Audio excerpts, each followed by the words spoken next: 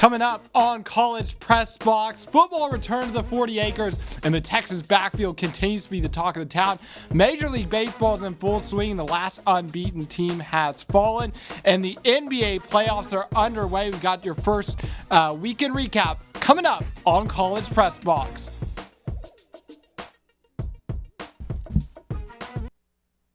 Good evening and welcome to College Press Box. I'm your host, Cecilia Rodriguez. And I'm Adam Ogburn. We've got a great show for you this evening, so let's get right to it. Our Ethan Ferguson is in studio to give you his takeaways from the first 2 weeks of the MLB season. Ethan, over to you. Well, with week 3 of the MLB season in full swing, that pun wasn't intended, there's been a lot of action and moments to discuss. The Tampa Bay Rays lost twice this weekend to the Toronto Blue Jays after starting the season with a 13-game win streak. Shane McClanahan was on the mound Sunday for the Rays and bounced the team back off their skid with a win. He's had a notable season so far with a perfect 4-0 record and 1.57 ERA.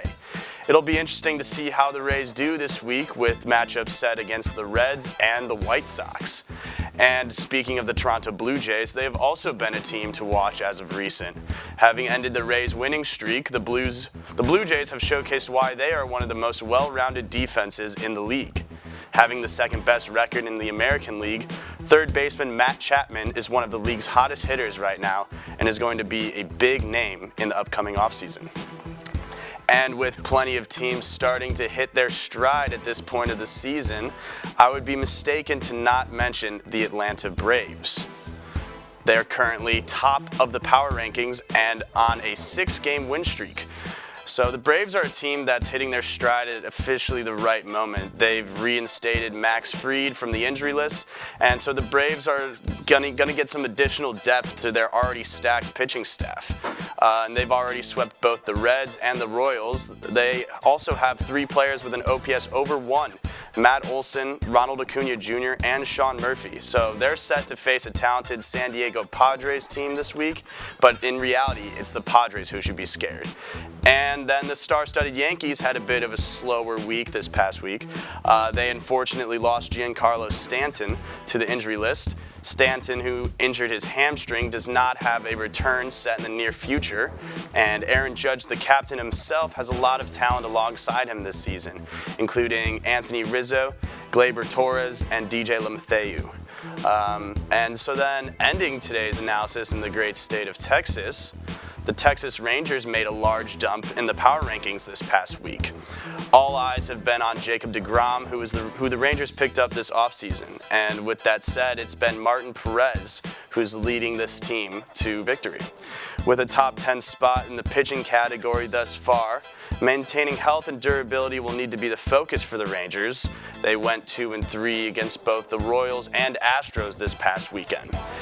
But don't be confused. Despite losing to their rivals, the Rangers, the Astros continue to hold their reputation as one of the best teams in baseball. The defending champions and former head of the power rankings, the Astros are about to face the toughest part of their schedule.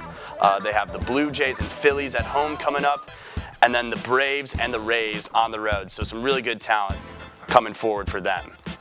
Well, that's all from me. No extra innings here. I'll send it back to Cecilia and Adam at the desk.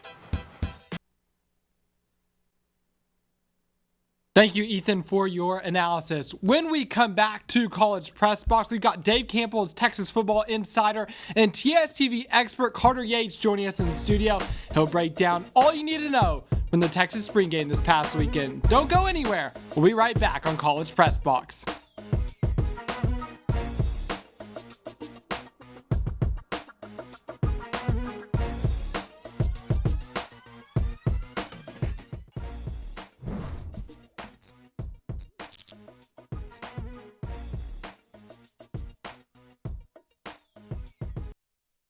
Welcome back into College Press Box. Let's head down to DKR Texas Memorial Stadium to replay all that went down on Saturday as the Longhorns took on each other in the annual Orange and White spring game. Yeah, CC, 1 o'clock kickoff this year, and it didn't take long for the Longhorn offense to get rolling. Quinn Ewers, look at this bomb. He's going to go deep to Xavier Worthy. Worthy comes up with a catch on this one. That's a 46-yard gain. Then a couple plays later, how about Cedric Baxter? His first score is Longhorn, punching it in from 1 yard out. We go early in the second quarter.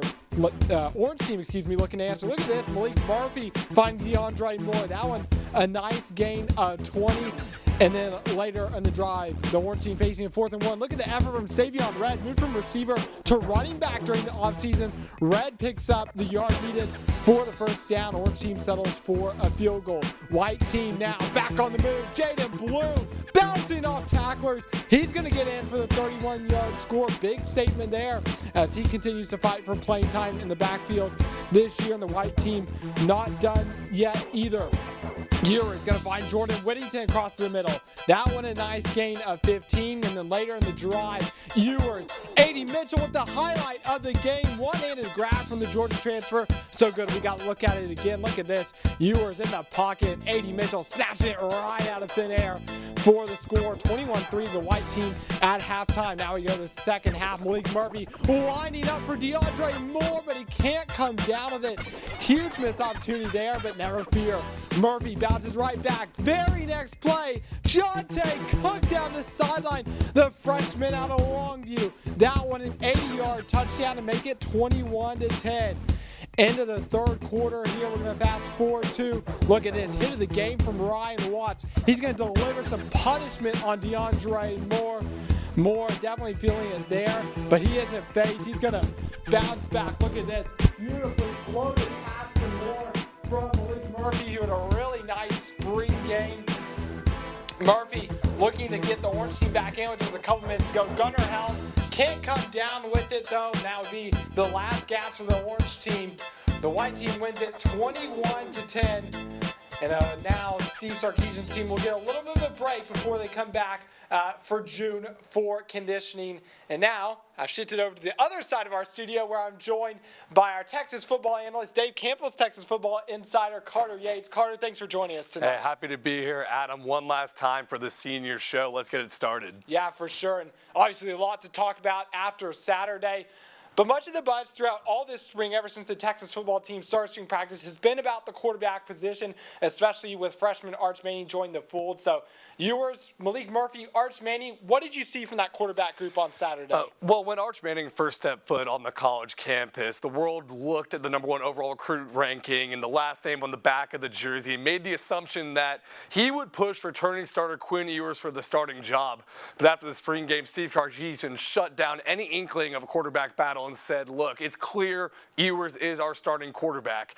Ewers showed flashes of brilliance last year in his first season starting. He finished with just over 2,000 yards, 15 touchdowns, 6 interceptions, but he also went through a midseason slump after coming back from a shoulder injury. He completed just 40% of his passes combined in the games against TCU and Oklahoma State.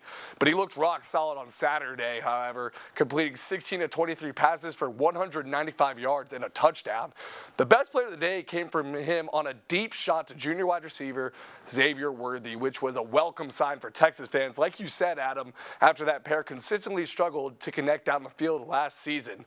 And with all the hype surrounding Arch and Quinn, redshirt freshman Malik Murphy showed why he himself was a former blue-chip quarterback recruit. Standing at 6'5", 235 pounds, he's the most physically imposing quarterback on the roster, and he looked extremely comfortable after recovering from a knee injury most of last season. He essentially threw an 80-yard touchdown pass on 2 straight plays. Just the first one was dropped before 5-star freshman Jonte Cook caught the second one and took it to the house. And look, Arch Manning didn't have a lot of opportunities to make flash plays on Saturday.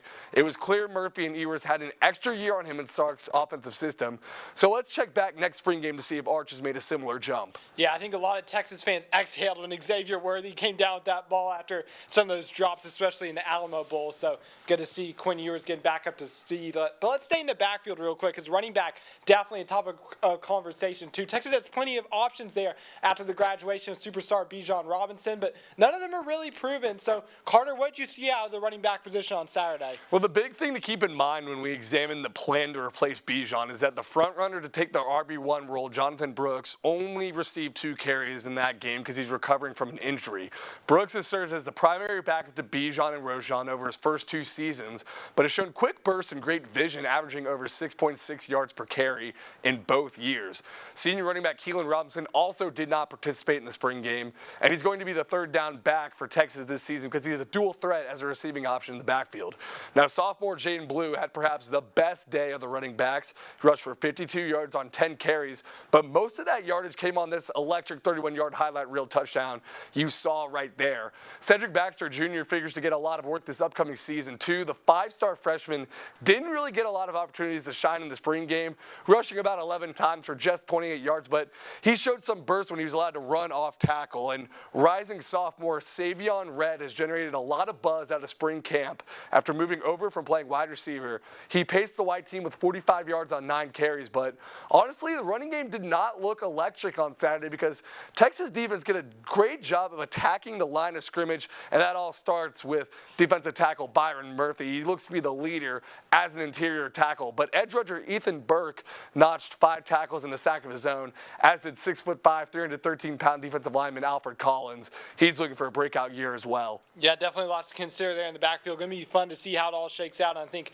a lot of Longhorns are going to be getting carries at that running back position this year. But now, Steve Sarkisian and company, they were busy this offseason. They brought in the number 3 recruiting class in the nation, as well as several key transfers. I mean, just yesterday, the Longhorns added Minnesota transfer Trill Carter at that defensive tackle position. So, with plenty of new faces on the team, whether they be freshmen or transfers, who stood out to you on the Longhorn debut on Saturday? So, not to be a prisoner of the moment, but I truly believe that Georgia transfer A.D. Mitchell is going to have the biggest impact of all the newcomers. Because last year, Texas was looking for a 3rd wide receiver to step up alongside Xavier Worthy and slot receiver Jordan Whittington. And A.D. Mitchell has the athleticism to force the defense to focus on him and open up space for Worthy and Whittington to work.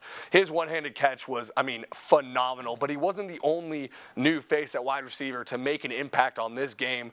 We talked about it before. 5-star 2023 signee Jonte Cook had 3 catches for 87 yards and a touchdown, and he caught the deepest ball of the day from Murphy, where he showed a beautiful adjustment to the football and outran the cornerback from the defensive side.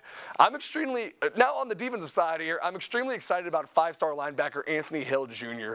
He was all over the backfield as a blitzer on Saturday, and at 6'3", 229 pounds, he's just going to be a matchup nightmare for running backs to pick up on a blitz. Fellow freshman Malik Muhammad spent the day covering Xavier Worthy one-on-one, and he more than held his own at the cornerback spot. I think the biggest difference you see into this team in the 3rd-year Steve Sarkisian era is that, yes, the trenches have been completely revamped, but also, in preparation for the SEC, the underclassmen of the skill positions are so athletic and talented, they're able to push the entrenched starters in practice to get better. And it's the old saying that iron sharpens iron, but it also means that Texas had the necessary depth on their roster to compete for a Big 12 championship, yes, I said it, in their final year in the conference. Hey, Longhorns made a 3-win improvement from 2021 and 2022. It'll be interesting to see if Steve Sarkisian and company can make that next step heading into the 2023 season. Well, thanks, Carter, for joining us. Good to have you on. Last time on College Press Box. Cece, back over to you. Thank you again for that great analysis, Carter. When we return to College Press Box, we'll break down the craziness going on in the NBA playoffs. You won't want to miss it.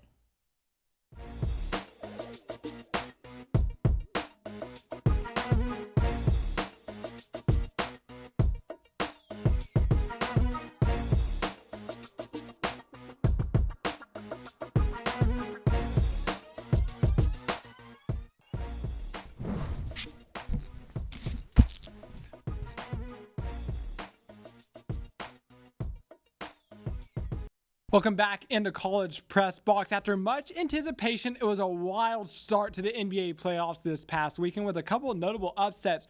Our Jordan Geelhoed is in studio to get you caught up on what was a full weekend of NBA action. Jordan, over to you.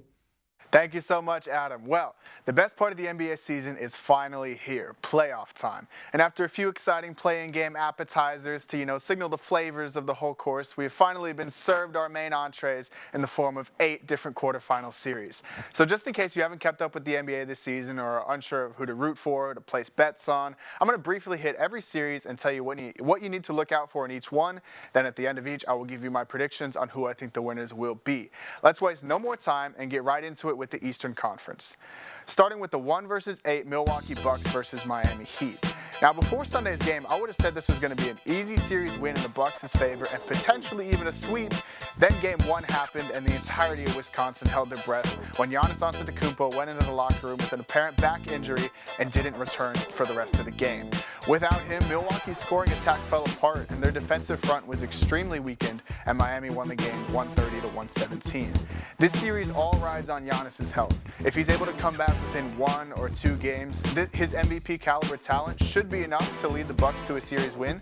Without Giannis, though, both of the teams' rosters are pretty even, and playoff Jimmy Butler might propel the Heat to an upset victory and avenge their last playoff matchup against the Bucks when the Bucks swept them a couple years ago. So I can't call this one until we get an update on the Greek Freak. So let's move on to the number 2 versus 8 matchup between the Boston Celtics and Atlanta Hawks, and unfortunately, I think this one might be a little bit of a snooze fest. The Hawks dominated their play-in appearance just to earn the right to get slaughtered by the white-hot Celtics in the first round, as their first game played on Saturday wasn't even close, ending in with a final score of 112-99.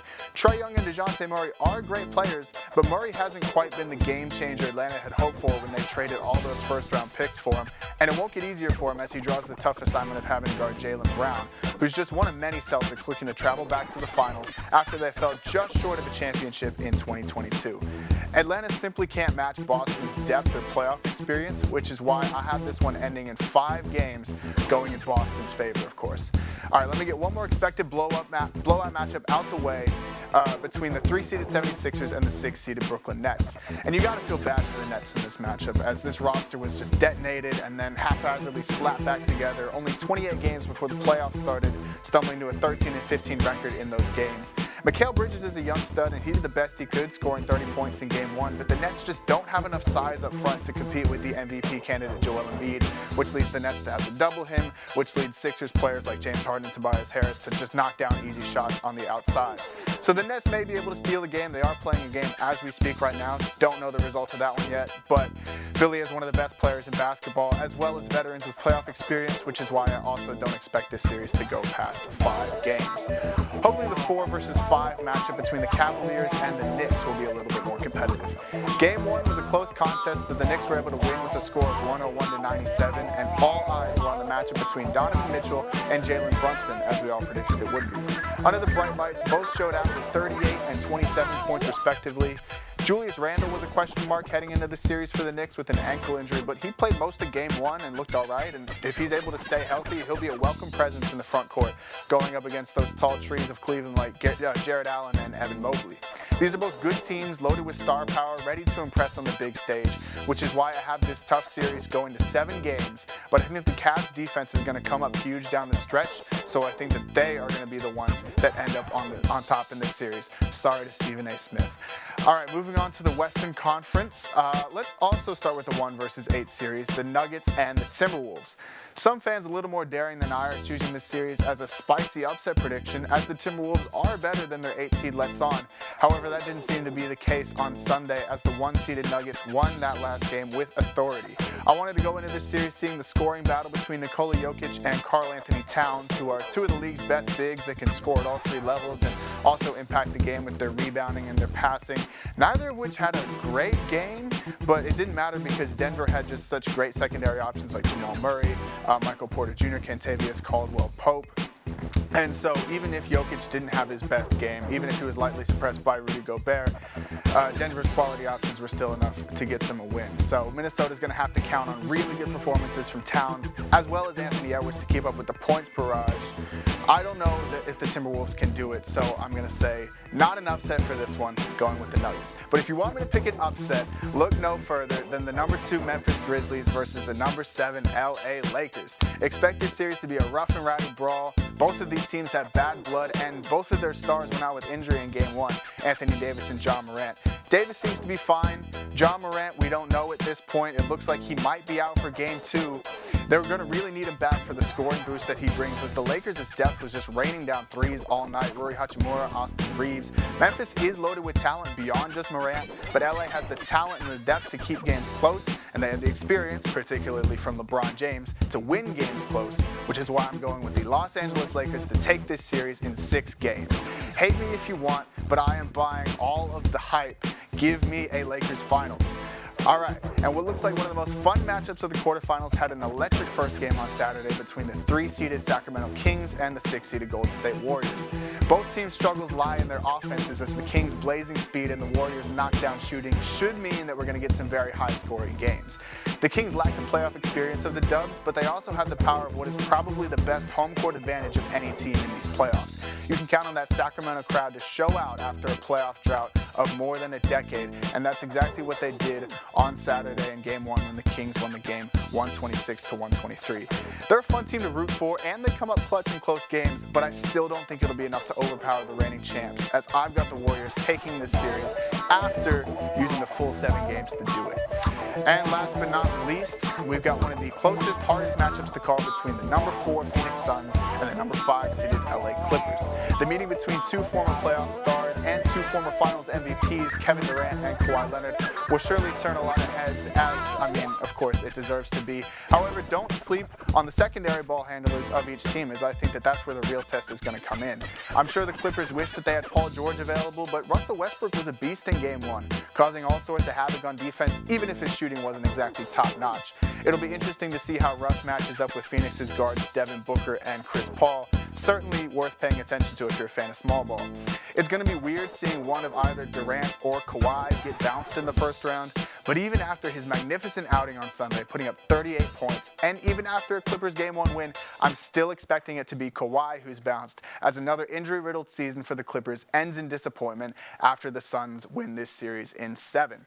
So, that's all I have for you. Of course, please take my picks with a grain of salt. As we've seen from the Game 1s, literally anything can happen come playoff time. But one thing is for sure, we're all in store for a very exciting few weeks of NBA basketball. I hope you enjoy. I know I will. Now I'm going to send it back to Adam and Cece at the desk. Thank you so much for that, Jordan. When we return to College Press Box, we recap the last week in Texas sports. You won't want to miss it.